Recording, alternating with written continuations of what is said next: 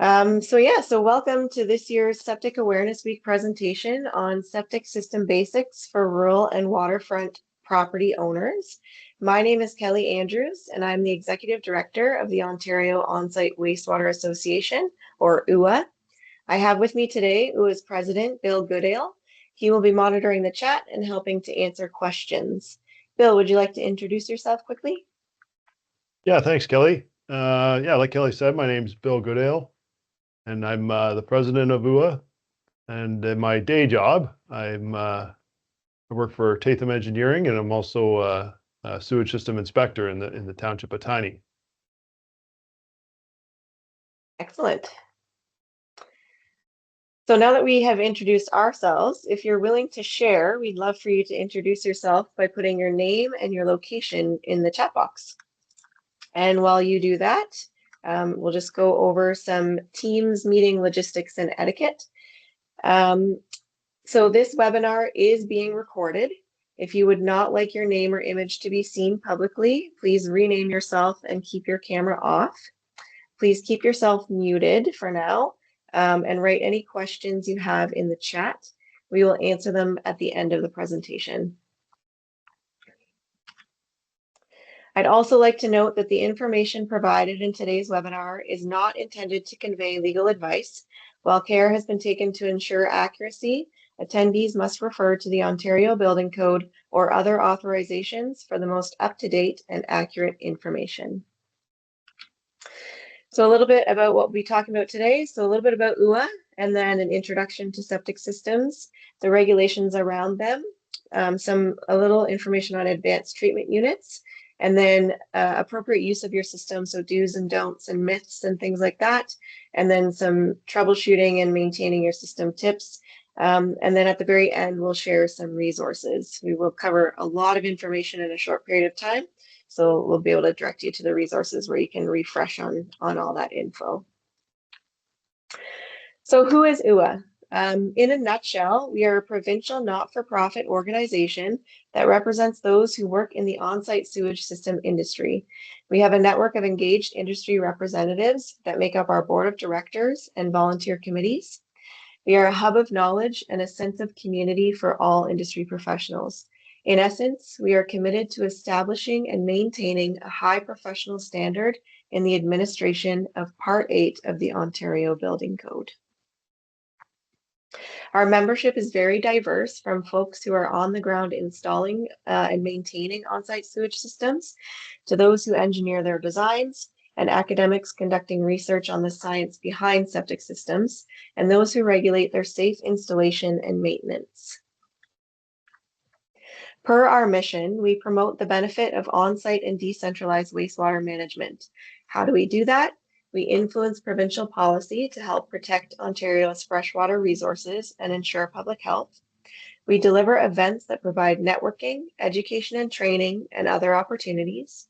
We produce newsletters, guidance documents, and other information resources that keep our members up to date and educated on uniform practices. We also educate the public on septic systems, their viability, and the importance of their maintenance and care, as we are here to do today. Now let's dive into the learning portion of this webinar, starting with an intro to septic systems. So what is wastewater? It's a mix of black water and gray water. So black water, or sewage, includes the 3 Ps, as well as fats, oils, and greases, also known as fogs. And gray water includes all the water, soap, chemicals, detergents, and lint that comes from your sinks, laundry, showers, dishwashers, etc.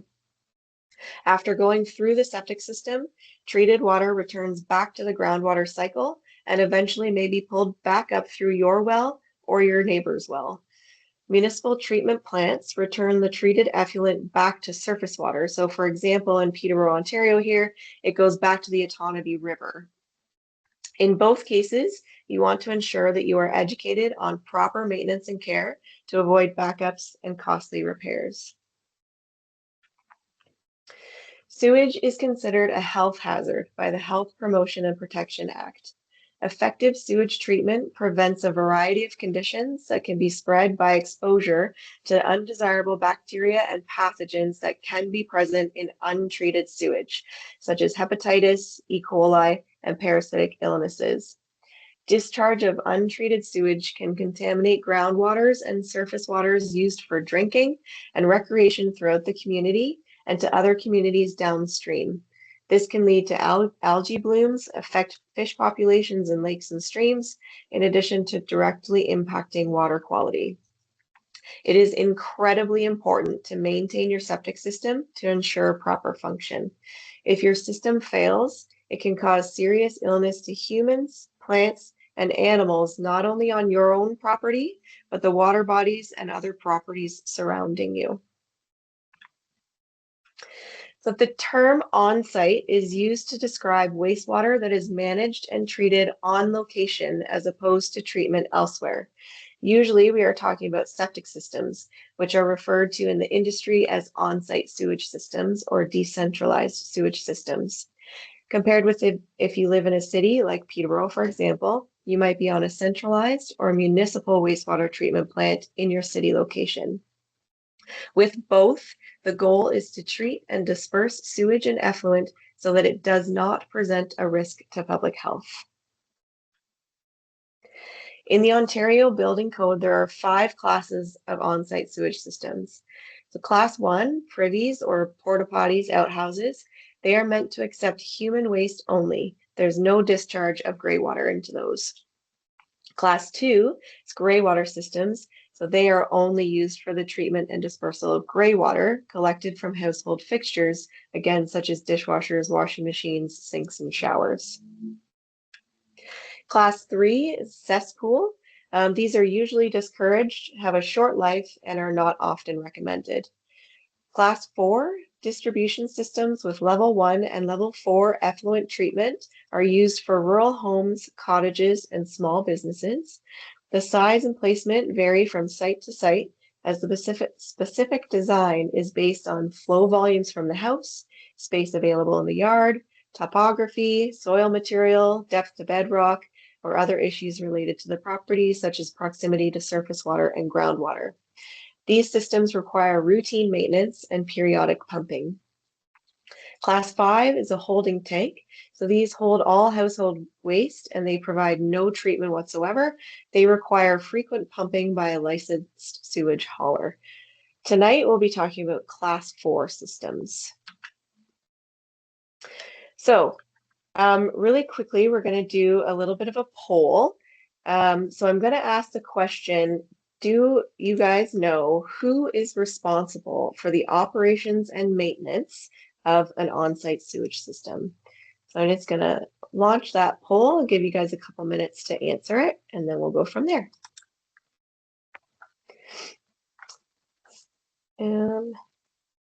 Should be able to see it. Yep.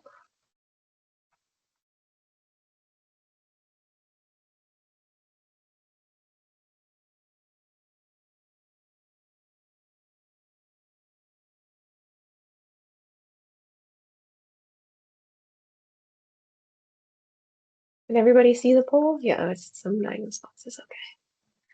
All right. Yeah, it's good, Kelly. Okay, perfect. So far, so good.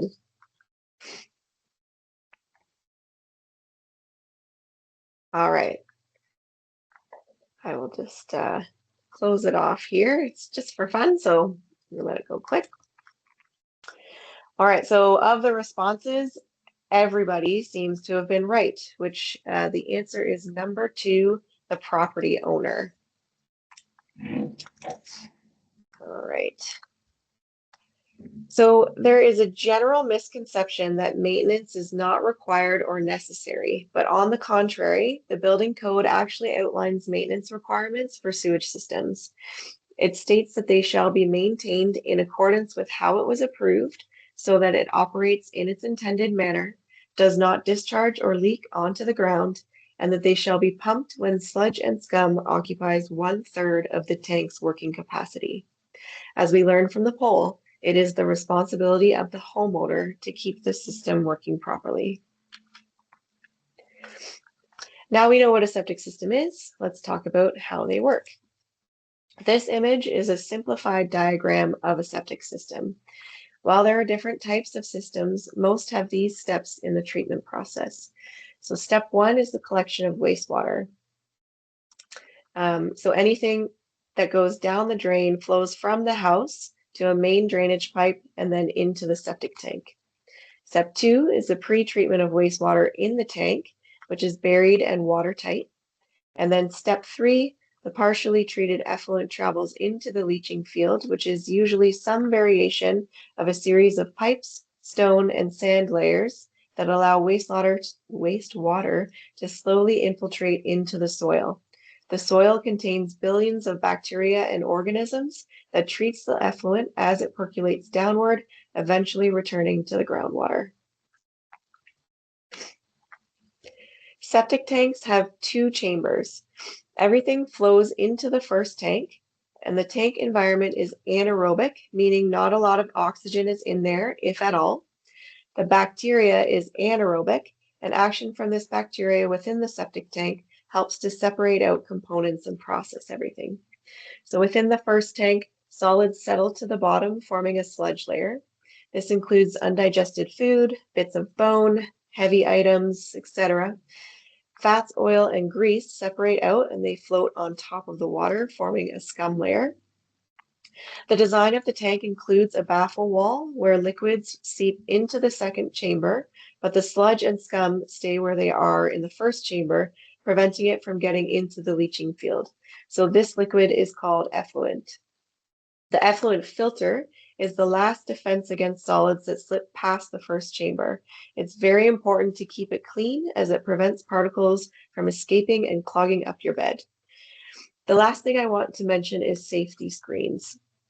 These have recently become mandatory and should be included on all tanks under the access lid.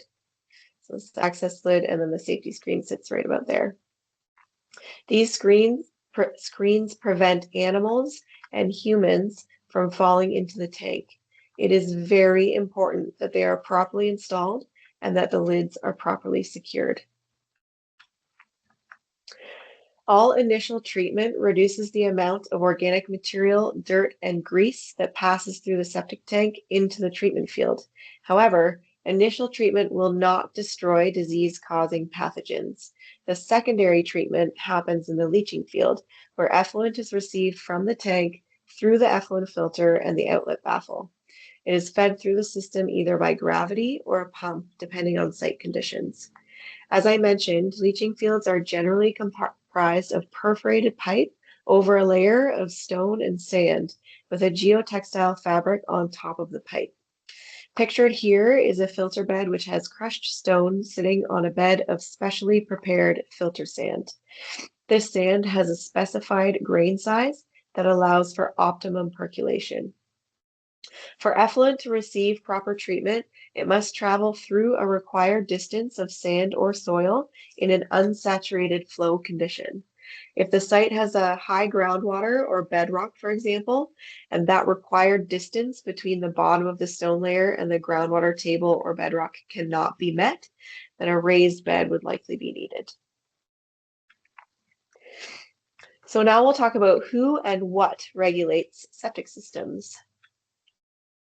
Septic systems with a daily flow calculation of less than 10,000 liters per day are regulated by the Ministry of Municipal Affairs and Housing, or MMAH, through Part 8 of the Ontario Building Code, or the OBC. The OBC prescribes approved design and construction requirements for septic systems and determines who may do what, including the licensing of installers, designers, and inspectors. Permitting and inspection authorities for Part 8 of the OBC can be health units, conservation authorities, or municipal building departments. These primary authorities may deliver discretionary reinspection programs of existing systems to help identify functionality and determine if any systems are failing. The application process and requirements for a new or replacement system are going to differ from region to region, but the general steps remain the same. So first and foremost, you're going to find out who has jurisdiction. So the health unit, the conservation authority, or the municipality. You can contact them and get a septic system application, which is going to include details about their procedures. Some regulatory authorities will use paper and pen, whereas some may use an online permitting system such as Cloud Permit. You can use this application as a guide to determine what information you need to complete. This may include information such as property description, plan, lot, sublot, municipal address, and then designer or installer information, fixture counts in the house, locations of wells and structures, soil evaluation, etc. There's a lot of information that can go into these applications. So we recommend that you hire a professional installer, designer, or engineer to help file your application on your behalf. The building code sets minimum tank sizes, horizontal setbacks, vertical separations, etc. It requires that your system be certain distances away from wells, structures, lot lines, and watercourses, because effluent is going to make it back to the groundwater. You'll see in this diagram that systems need to be 15 meters away from a water body. Drilled wells require 15 meters separation, whereas dug wells require 30 meters. Most other setbacks from the leaching bed are 5 meters, and from the tank are 1.5 meters. Although there is no setback for it, trees, shrubs, and gardens are recommended to be 6 meters or more away from the bed. I'll mention that there are rare circumstances when the separation distances might be increased, for example, through bylaws within a municipality. So it's always recommended to verify with your local authority. There are a number of steps involved in installing a septic system. You're going to need to know the size of the building. So again, how many bedrooms, faucets, drains, etc. You'll have to have a site and soil evaluation to determine what is the site, how big is the site, how is it formed, do you have hills and slopes, marshlands, lakes, rivers, or streams close by? Oh, sorry. My apologies. Where was I? For a soil evaluation, you have to dig 2 test pits and identify the different layers of soil, and then you would send the soil samples along to a lab for analysis. All of that, along with setbacks, helps determine where on the property you can put the system and what type of system you might be able to fit. Something to consider is future-proofing your system. So let's say you have an unfinished basement, but you know that there could be a bedroom or 2 and maybe a bathroom down there in the future, whether you're going to be the owner or not at that point in time. You'll want to consider designing your septic to meet that daily flow calculation so that you aren't having to do a replacement or an upgrade in the future. So once all the details are figured out, the system can be designed and the permit applied for. The regulator will approve the design and issue a permit, at which point a licensed contractor can install the system. The regulator will inspect the system throughout the process, and once it is complete, the homeowner takes the system over and, as we know, is now responsible for its operation and maintenance. During the site evaluation step I mentioned, it may be determined that the lot size is too small for a conventional system, or maybe the soils don't meet requirements, for example. This is where the option for an advanced treatment unit, or an ATU, comes in. Other times one might consider an ATU is building on hard to access properties, extending the life of an existing leaching bed, or simply wanting to add additional protection for your groundwater. Advanced treatment units are on-site systems that provide enhanced treatment beyond the level of treatment provided by a conventional septic system. As I mentioned, they're ideal for properties where development may be constrained by tight setbacks to wells, property lines, or existing structures. Sorry, I'm just going to take a sip of water here.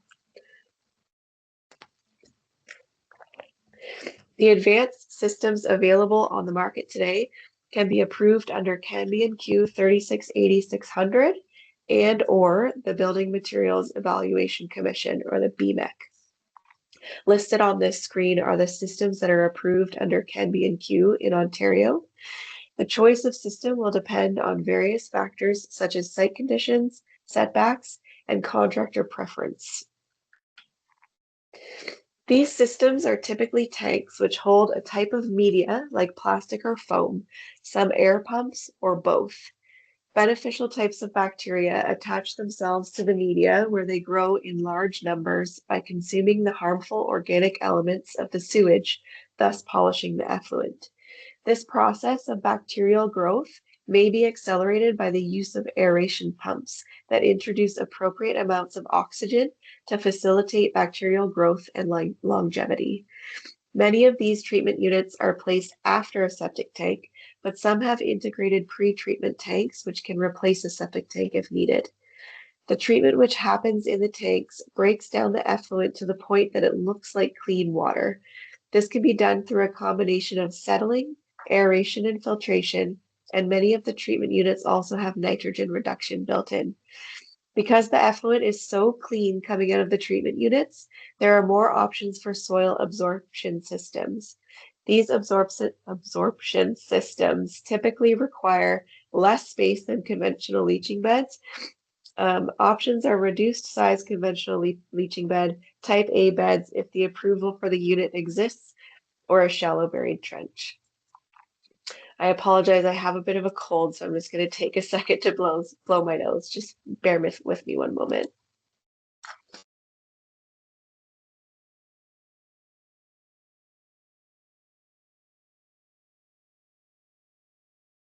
I'll just remind everybody that we're going to have questions at the end of the presentation. So just keep those questions handy or put them in the chat, and we'll get to those afterwards. Thanks, Bill. All right. So BMEC approved systems combine the treatment and dispersal together in the leaching field. The units are placed evenly throughout a specified sand area. The number of units needed in each bed is defined in their BMEC approval and is based on the daily design flow of the building. Like the CAN-B&Q systems, BMEC systems require less space for the final stage of treatment. This slide here shows all of the options available in Ontario. Some of the options include a pressure distribution system, which delivers doses of effluent to a leaching bed, forcing it along the entire length of the lateral and sprayed upwards where it hits the chamber and trickles down into the soil. Or there are pipes and modules that support aerobic bacterial growth to biologically treat nutrients and contaminants. Or you have systems that use different filtering mediums in a distribution pipe system. Again, what you choose will depend on factors such as site conditions, cost, and contractor or personal preference. ATUs can have numerous mechanical elements, including pumps, blowers, and compressors, which also means that an electrical control panel is required. These systems will have alarms to notify homeowners of any potential problems. Alarms will trigger a beacon light and or a buzzing noise. And some newer control panels also include telemetry capabilities that can send text messages to the homeowner and the service provider. All of these systems require service and or maintenance contracts that include annual sampling, and some systems may require media replacement every so often. They all need to be maintained per the manufacturer requirements. If you want to learn more about all of these systems and their certifications, it all can be found on our website under our industry resources page. So now that we've learned what on-site sewage systems are and how they work, let's learn why we should maintain them. So why maintain your system? As we learned earlier, it is actually a requirement in the Ontario Building Code, but a properly functioning on-site sewage system can increase the value of your home, prevent costly repairs, and stop raw effluent and excessive nutrients from leaching into our waterways and help prevent contamination of aquifers, which is yours and your neighbor's source of drinking water. Systems require some regular maintenance, starting with effluent filters. Clogged effluent filters can lead to sewage backups into your home, so make sure that you have your effluent filter checked and cleaned regularly. You can do it yourself using gloves and eye protection, or you can hire a company that specializes in maintenance. If doing it yourself, you can spray it with a hose over the first chamber of your tank so that what you're washing off has a chance to be treated properly. Make sure you pay attention to the arrow indicator on the filter and that you put it back the correct way as well. We learned earlier that systems require pumping at 1/3 of its occupancy, which typically is every 3 to 5 years. A professional sewage hauler will assess your usage and help plan an effective pumping schedule with you. Make sure that you keep records. Keep records of your tank pumping, filter cleaning, inspections, alarm testing, everything that you do, keep records. If you have an advanced treatment unit, you're required to have an annual maintenance contract, so you want to make sure you keep that up to date with the manufacturer as well. And always, always, always follow the do's and don'ts that we will go over shortly. If you have a septic system, but you're not sure where it's located, you can look at your home's blueprint or as-built drawings that were prepared by the contractor, or you can search around your yard for access lids or inspection ports. You can try to get a copy of your septic permit from your primary authority. Bear in mind that records of septic systems in Ontario are generally poor and may be out of date or incorrect, especially if unpermitted construction, renovations, or bathroom additions have been done. Or you can hire a maintenance provider or a private inspector to locate your system for you.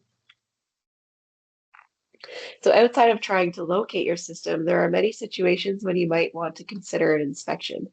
If you're thinking of changing the occupancy of your home, maybe you're moving in your mother-in-law, you may want to have it inspected so you can learn the health of the system and what it may or may not be able to handle. If you're looking to buy a home that has a septic system, you should seriously consider a private inspection. You don't want to make the most expensive purchase of your life and then be strapped with another expense right off the top. If there are no records of your system, it's 20 plus years in age, or has electrical components, you'll likely want to get an inspection to become familiar with it as well. And of course, if there has been, or you suspect that there is an issue. There are two main levels of inspection, a basic and a comprehensive. So basic are visual only. These usually happen when a sewage hauler comes and pumps your tank. So essentially they're taking off the lids, they're doing, poking around to see if there's any obvious breakouts or anything wrong with the tank. It's not a very, as the name indicates, not a very comprehensive check. So if you are looking to do an inspection, we would recommend a comprehensive one that would be performed by a qualified septic professional. So they'll come and they'll locate all of your system components. They'll access it through hand excavation or using an excavator. They'll put a camera down and inspect all of the subsurface pipes, and then they'll do a full assessment of the component sizes and conditions. So you'll basically know everything there is to know about your septic system if you have a comprehensive inspection. So now that we know why we should maintain them, let's learn about how to treat them. So another poll, we're going to see if everyone here knows what sort of things can be flushed down your toilet. I'll just launch that one.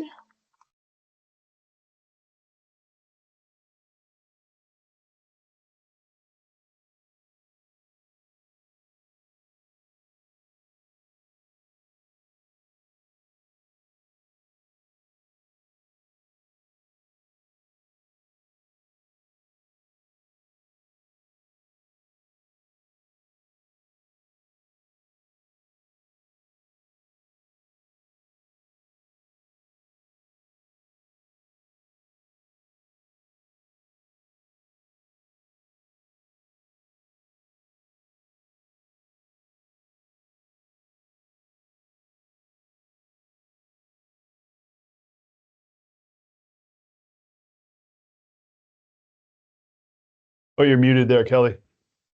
You're muted there. Thanks, Bill. Yeah, no problem. Sorry, I was just saying we have a few responses. So the answer here is number 2, the 3 P's only. So it's pee, poop, and toilet paper. All right. So now that we know what to flush, let's talk about some septic system myths. These are lots of fun to talk about. So flushing roadkill or a dead mouse down the toilet is beneficial to your system. Flushing dead rodents down the toilet is a very common old tale. However, a dead animal does not provide anything that isn't provided with general use of your system. General use of your system is all you need. Additives eliminate the need for pumping. So commercials state that septic tank additives can break down waste and eliminate the need for pumping. While additives purchased at a septic supply business might help in some cases, they cannot replace regular maintenance and may even cause harm to the system. Again, general use of your system is all you need. Paint can be washed down the drain if it is latex paint. Painting tools should never be washed out in the sinks to go into the septic system. Latex paint or not, paint or varnish are a very big no. Bright green grass indicates a well-functioning septic system. In fact, the grass should not be greener over a well-functioning septic system. If the grass is very green or there is lush green grass in lines over the leaching bed, the system is showing signs of age and potential failure. It's time for a comprehensive inspection. Out of sight means out of mind. Just because the septic system operates out of view, it must not be ignored. Regular attention is necessary to ensure its proper functioning and longevity of the system. As I promised earlier, we will go through some septic system do's and don'ts. Some of these listed we've already discussed, so I'll just go through the ones that we have not addressed. So do repair leaky plumbing fixtures. If you have like a leaky toilet, for example, it's just constantly running water into the septic system, which could lead to hydraulic overload. So you definitely want to repair any leaking plumbing fixtures. Replace old toilets with low flush models. That's just a recommendation to help with water conservation. Consider installing a lint filter on your washer's discharge pipe. Again, that's just to help with keeping solids and materials out of your septic system. Do spread out your laundry loads throughout the week. Again, you don't want to do 3 loads of laundry in one day. So be pushing way too much water out to your system, and it'll go into hydraulic overload. Ensure that your home insurance policy includes a sewage backup rider. This one is very key. I definitely recommend reviewing your home insurance policy to make sure, because a lot of them don't include this. It's something extra that you have to ask for. Do ensure that the leaching bed has good erosion control on it post-installation. I'm going to admit I am actually not familiar with this one. So Bill, can you explain the erosion control piece?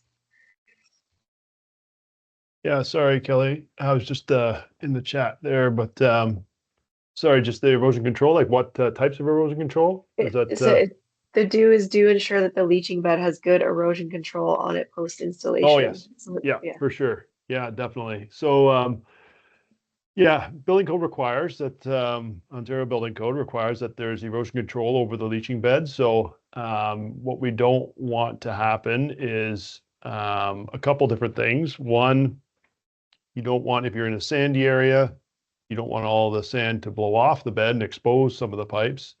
And then counter to that, you don't want sand to blow in, or not just sand, but soil or anything. You don't want any to blow in to increase the cover over top of the bed. And in addition to that, you also want to have some erosion control or ground cover so that the water and rain doesn't cut channels into the soil and expose some of the pipes, things like that. So yeah, those are a couple of the main ones. Awesome, thank you. And so the last one here, do ensure all contractors know the location of your leaching bed. Get the required utility locates done and ensure that any landscaping does not impact the bed. So some septic system don'ts. Don't allow vehicles to drive or park on the leaching bed. Build skating rinks. Don't build skating rinks or above ground pools on it, and don't build over the tank or leaching bed with a hard surface such as asphalt, brick, or patio stones. All three of these have to do with compaction. When you put too much weight on the bed, then it can lead to compaction, which can lead to broken pipes, which then leads to failure, and it's just not great. So you don't want to put any excessive weight on your leaching bed. Again, don't dig without knowing the location of your sewage system. Don't plant any trees or shrubs on or near the bed. So their roots can clog the pipes and they can cause some serious damage. Don't drain downspouts, sump pumps, etc. down or near the tanks or leaching bed. Don't excessively water the lawn over the leaching bed. These both have to do with saturation. You don't want to put too much water on top of your bed because then it has a hard time doing what it needs to do to properly treat effluent. Don't use a garbage disposal or a garburator. This just helps to keep solids out of the treatment process. Don't flush fogs down the drain. So again, that's fats, oils, and greases.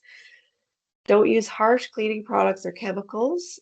As we mentioned earlier, there's good bacteria, if you will, in the system, and that's what the treatment process is based around. So if you use harsh cleaning products, you're going to kill those bacteria, and then you're going to get into some trouble. And lastly, don't discharge water softeners into your system unless it has been designed for it. And even at that point, you want to make sure that the discharge settings are appropriate based on the hardness of the water. So we definitely want to make sure that A, your system can handle it, it's been designed for it, and B, you work with the salesperson to set up your discharge properly. So I'm going to sound like I'm on repeat here, but these things are important enough to say multiple times. Don't flush plastic or inorganic items such as condoms, feminine hygiene products, and paper towels. Only flush the 3 Ps. Flushable wipes are not flushable. Even though they say so on the package and they're named flushable, they are not flushable. They do not break down. Again, avoid antibacterial soaps and harsh cleaners as they kill the anaerobic bacteria in your septic tank. All of these do's and don'ts and practical tips apply to municipal wastewater systems too. So wastewater treatment plants are much larger, and it takes a lot longer, but poor care of what you put down the drain affects those too. So remember that proper care and maintenance will help guarantee that small problems don't become larger, resulting in more expensive repairs. So a few safety tips. Number 1, never enter the septic tank. Bacterial action produces hydrogen sulfide and methane, which are gases that can be very dangerous to people, as well as other gases collectively called sewer gas. Prevent electric shock, so don't be messing around with any electrical components. Hire an electrician for that. Keep flammables away from the system. Again, septic tanks contain lots of gases. We know what happens with gases. And avoid infectious diseases. So if you're going to be doing any maintenance, such as cleaning your effluent filter, make sure that you're wearing proper personal protective equipment. Tank lids should be tight and secured in place. So you want to use strong metal screws, or even better, use hex screws to tighten tank lids. And make sure you have safety screens. It is now a CSA B6621 manufacturing requirement. All tanks should come with safety screens. If you receive a tank and no screen, get in touch with somebody and get yourself those screens. All right, so we'll just go over some common troubleshooting, so causes of failure, signs of malfunction, etc. So some common causes of failure, we talked about it a little bit already, hydraulic overload, so that's pushing too much water into your septic system too quickly. Physical damage, possibly from putting excessive weight on your leaching bed. Biomat buildup, that happens in the leaching bed as well. Poor design and or installation, it happens. Lack of maintenance and poor treatment from the homeowner, the owner of the system. Some signs of malfunction. So your household drains might slow down. Sewage backup in the toilets or the building, that's pretty clear sign of malfunction. Sewage surfacing in the yard, as is pictured here. Again, grass over your septic is unusually green and or spongy. You have sewage odors indoor or outdoor. If your system alarm is activated, again, pretty clear sign. Or if you have bacteria or nitrate contamination show up in your well water testing. So what should you do? Call a professional and do not enter the tank. We do have a Find a Professional directory on our website, which I'll talk about in a little bit. So that brings us to the resources available. Again, we've talked about a lot in a short period of time here. So I'm going to take a moment to direct you to some really great resources that you can review all of today's information and gather much more knowledge about septic systems. So first off, OOWA's On-Site Technical Committee volunteers have written peer-reviewed guidance documents on many topics for which our members have requested clarity. The lists shown on this screen are some of the ones that homeowners might find valuable as well. Our Communications Committee has developed 2 videos specific to the septic user audience. Our Septics 101 video goes into detail about the components involved in a septic system, the function of each one, and how they work together. Our Do's and Don'ts video dives a little deeper into what to do and what not to do to maintain proper health of the system and the reasons why. The third video I have listed here is more directed toward industry professionals, but we do encourage homeowners to watch it as it provides a better understanding of what exactly goes into installing a septic system. Recently, we developed a short tutorial video in partnership with one of our members that shows you how to test different toilet paper brands at home to see how well they break down after flushing. Not all toilet paper is made the same. Some are thicker than others, and the ones that don't break down into small flakes can cause blockages in your system, which can lead to backups, which can lead to expensive repairs, and so on and so forth. It's actually a pretty interesting video to watch, so I recommend taking a look on our YouTube channel. So as I mentioned, we have a Find a Professional directory. So if you're looking for a professional to do pumping, repairs, inspection, this is the place to go. Members are keeping up with industry best practices and updates that are current and relevant, etc. So we encourage you to use our members and ask those who aren't members why they aren't. We also have tangible resources, including a homeowner brochure that covers all the basics that a septic system owner needs to know to make sure their system remains functional for years to come. The other is a one-pager where we have taken our most visited web pages and our video resources and put them all into one place. So one can scan the QR code to be taken to the relevant information. These resources can be downloaded and printed from our website, or if you'd like some hard copies, you can request them by contacting us. We currently have a task group that's creating a few themed one-pagers to direct homeowners to relevant resources when in a particular situation. So for example, one of them might be titled New Rural Home Build. So you're looking at building a home from the ground up. What are the resources that you need to know about your septic system and building a brand new septic system? So all of that will be on one page. And then another one might be existing rural home sale or purchase. So again, you're buying a home that has an existing system. What do you need to know? So these resources will be out soon and posted on our website under homeowner resources.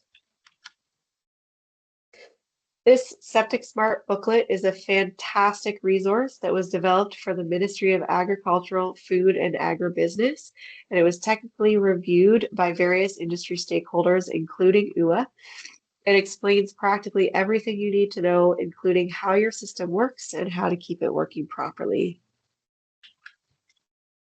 The National On-Site Wastewater Recycling Association has developed many education and training materials to educate property owners with an on-site wastewater treatment system.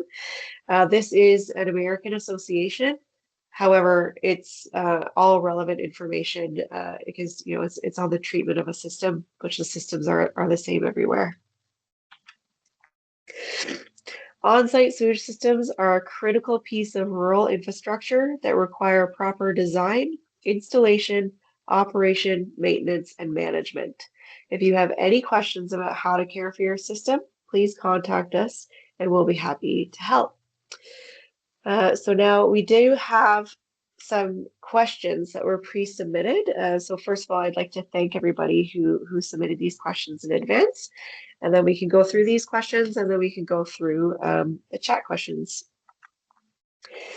I'm sorry, I'm just going to take a break again a moment. Let's just give you 1 second. Yeah, no problem, Kelly. Yeah, so I've been answering some of the questions in the chat. So hopefully, yeah, hopefully we address those ones.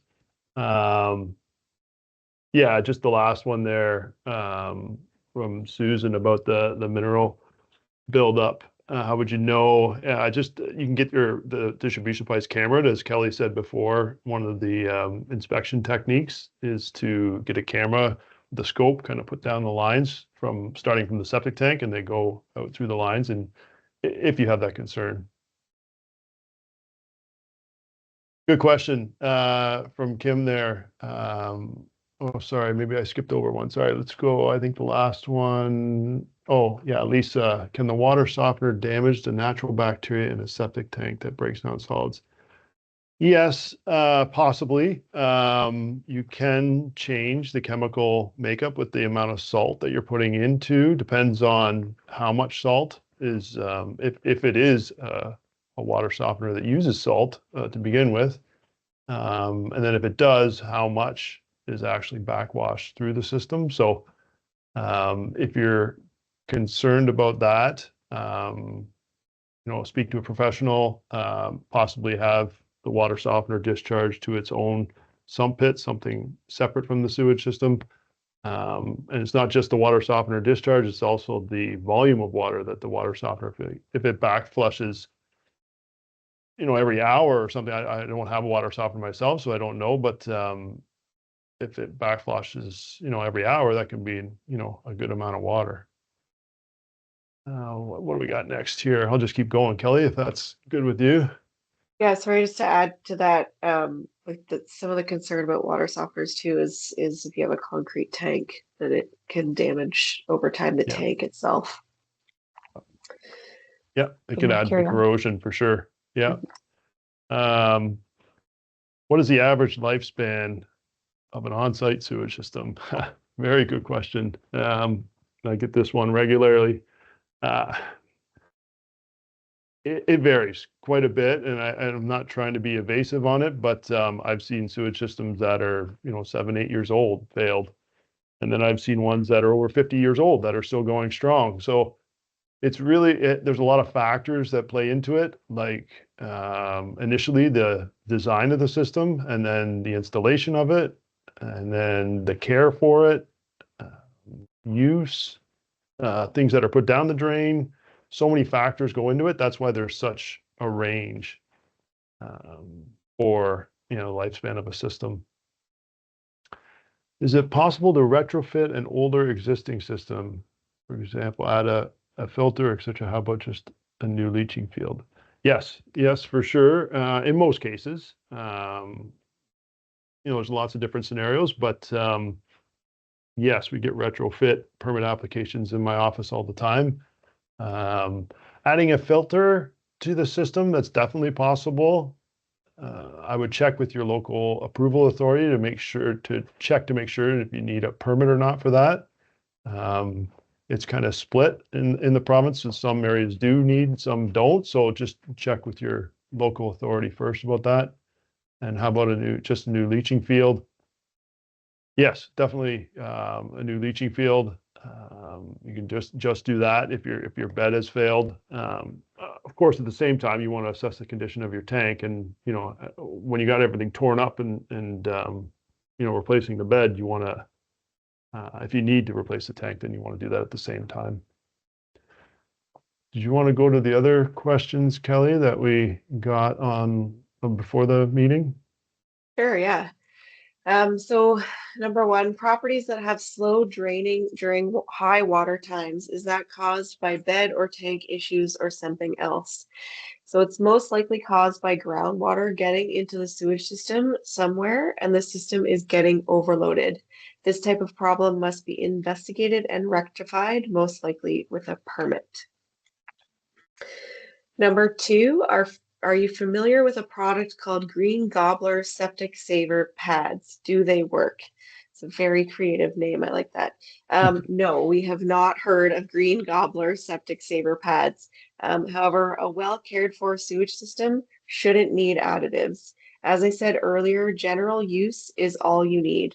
We do have a web page on septic system additives on our website that you can refer to. It provides some really great information on the types of additives on the market, what they claim to do, and what they're supposed to do, and maybe how they affect the sewage system.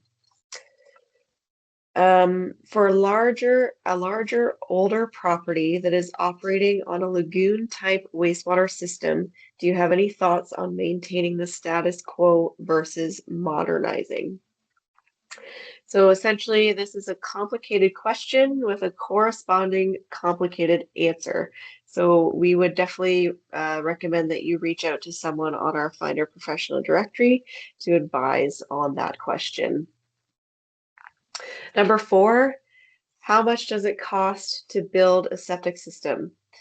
The answer to this is it ranges from there is no way to predict the cost of a system because as we talked about throughout this whole presentation, each site is very specific. It depends on the soils, it depends on setbacks, it depends on whether or not you have an advanced treatment unit, if you need to bring in sand, and there's so many factors that there's no way to predict what a septic system would cost.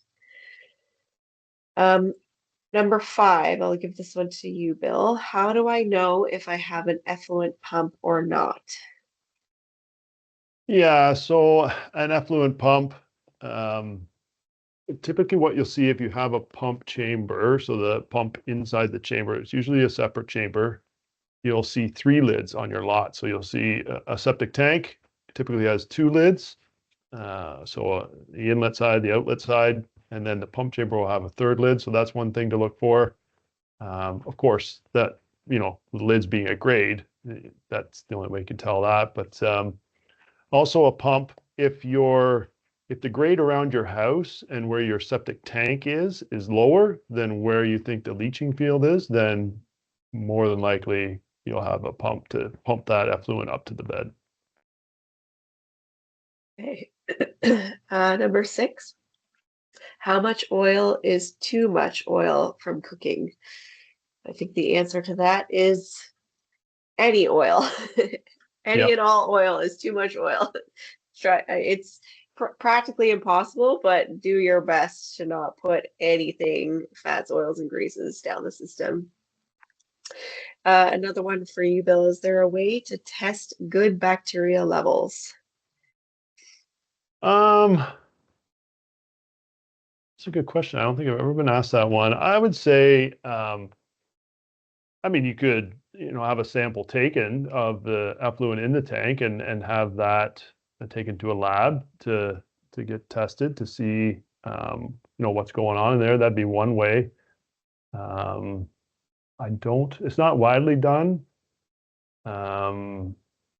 I guess an easier way would be to take off the lids of a tank. If you a healthy tank, you shouldn't see, if you open your tank lids and you see, especially on the outlet side, like the effluent side or the outlet side, if you see it's gray water and there's a bad smell to it, that's probably not a healthy tank.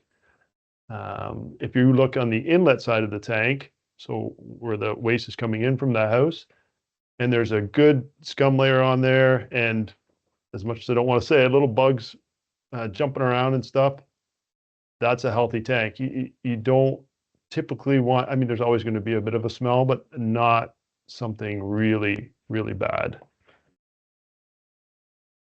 I think we got some more questions in the chat there too. Does pumping too frequently cause an issue? 2 years, reduce bacteria. Yeah, I mean, I'd always err on the side of caution of pumping too frequently as opposed to not enough. But yeah, you can. It's not going to cause too much an issue for the homeowner, but that sewage you pump out, that's got to be taken somewhere and to be treated, either at a municipal plant or on a field. So not so much an issue for the homeowner themselves, but where that sewage goes to be treated, it still needs to be treated somewhere. So what I always suggest to people, be there when your pumper's there and ask them questions. Ask them sewage hauler when the sewage hauler's there. Ask them questions. Does it look healthy? How much sludge and scum are in the tank? Do you think I'm pumping, at the right interval? And even have those questions written down beforehand. That'll help, and then you'll have that gauge at that point. You can go with that information down the road. How do you protect yourself from being scammed by a septic installer? Well, I mean, I guess the easiest way is just to get 3 quotes, like we do for a lot of things. That'll give you a range of prices. I don't know if you meant on the price like up front or if you mean the actual installation. I mean, the installation of the sewage system should be inspected by, the approval authority. So there's that step in the process that should protect you somewhat if you were talking about the install portion of it. I'll just add to check that they have their license. So there's the quartz system online. It's QUARTS, right? Yeah. So that system shows whether or not someone is licensed to install. And another thing too, if your gut is telling you, then get references, like ask for references. Yeah, good point, Kelly. Yeah, and the local authority should also be checking that quartz system for the license. But yeah, just get their building code identification number, so BCIN for short, and then that BCIN number, you can go to the quartz website, punch it in, and find out if they're qualified and registered. Should there be an odor from a sewage ejector inside the home at certain usage times? I've been given mixed reviews. Yeah, that one's a little more of a plumbing question than a sewage system question, I would say. I mean, a sewage ejector in a basement should be sealed, so you shouldn't be getting any smells. Typically, again, more of a plumbing question, but usually it's if it's not a leak or like an air leak from the sewage ejector itself, it's usually a venting issue, like a plumbing venting issue where you get smells. Yeah, I think that's all the questions there, unless there's anything else. There's a couple in just the Q&A part. In terms of insurance, what is a sewage backup rider? So I don't officially know the answer, but I just know you can get riders for your insurance for different things that there's common things that come with home insurance, and sewage backup usually isn't one of those things. So you definitely just want to ask about it, and it's only going to be like an extra $100 or something, maybe even less, to add to your insurance plan. How big is a typical septic field that is not an ATU? Yeah, Well, that's a tough one. I mean, it depends, the size of a sewage system is based on a number of factors, plumbing fixtures, bedrooms in the house, square footage. The bed size is determined a lot by the soil conditions, so it ranges quite a bit. And then conventional systems, there's two main types of conventional systems. There's filter beds and absorption trench beds. So those both have different sizes. I would say in very good soil conditions, like sandy soils, no water table, anything like that, a standard 3 bedroom, 2 bathroom house, a filter bed size would be somewhere in the range of 20 feet by 20 feet. That's just the bed. And then the tank is also another area. But yeah, varies quite a bit. awesome. I think that's all of the questions for now.